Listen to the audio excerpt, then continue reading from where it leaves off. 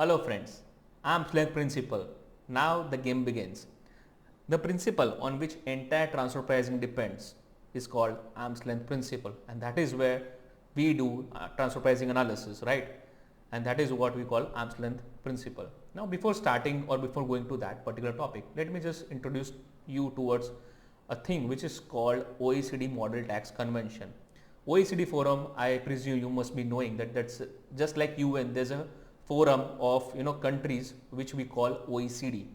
Now it's a group of countries and predominantly most of European Union countries are all members of the OECD, and India is also observer to the OECD's whatever things they are introducing. You must have seen right now also the G20 leadership is with India. Now OECD has set certain principles which we usually say OECD's Model Tax Convention. With the principles related to international tax, that is where a resident of one country is dealing with the resident of the other country, then what principles should apply and how the income should be distributed, income as well as tax should be treated, and how it should be distributed. So that is where entire OECD Model Tax Convention is. Also OECD Model Tax commentary is also available publicly. You can search for that. You can find also some references to that when you search in the public domain. So that commentaries also provide much knowledge on how to take positions. Further, OECD has also issued transfer pricing guidelines also, as I already mentioned in my day one video, that there are transfer pricing guidelines also which has been issued by the OECD. Now we were on arm's length principle topic. Now fundamentally OECD says something on arm's length principle, right? We are going to study that, and then we are going to also elaborate on that in subsequent videos. Let me just share screen with you what OECD says on arm's length principle. Now, what is arm's length principle? Now, the concept of arm's length principle lies under this Article 9 of OECD Model Tax Convention.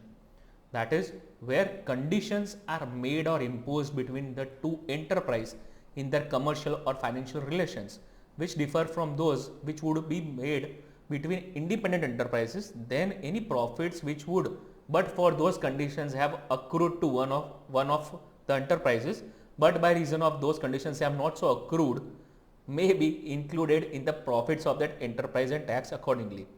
Now the wordings are a bit complex, but let us understand in a simple manner. Let me just break this entire sentence. So where conditions are made or imposed between two enterprises, right? So there is some arrangement or conditions and there are two enterprises, right? In there, so between two enterprises in their commercial or financial relations. So there is a relationship which is either a commercial or a financial relationship between these two enterprises, right? Now the entire set of that conditions, if they are different from the ones which would have been undertaken by the independent enterprises, right? That is where this arm's length principle lies. So in case if there was a difference, and on account of that difference, if there is some of the if there is the profit which would have been accrued between those enterprise has not accrued in the sense in this particular condition, then that profits would be added to the income of the enterprise in which it is required to be added, and appropriately the arm's length principle needs to be followed, right?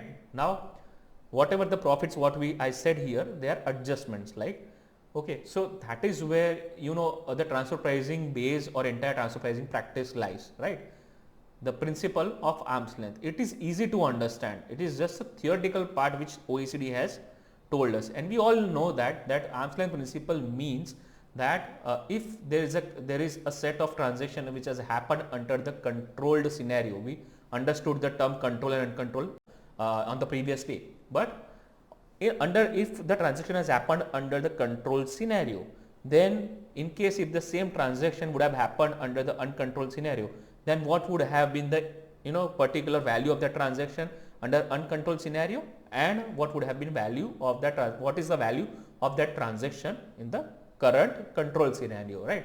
If there is a difference in that values, and on account of that differences any profit is getting accrued to the enterprises who have done this control transaction, then You have to adjust that profit so that they match the arm's length criteria. That is what all arm's length principle about, and that is where entire transfer pricing practice lies upon. I hope that clarifies. I'll meet you in the next video where we are going to again dissect this entire arm's length principle from the theoretical perspective. Thank you.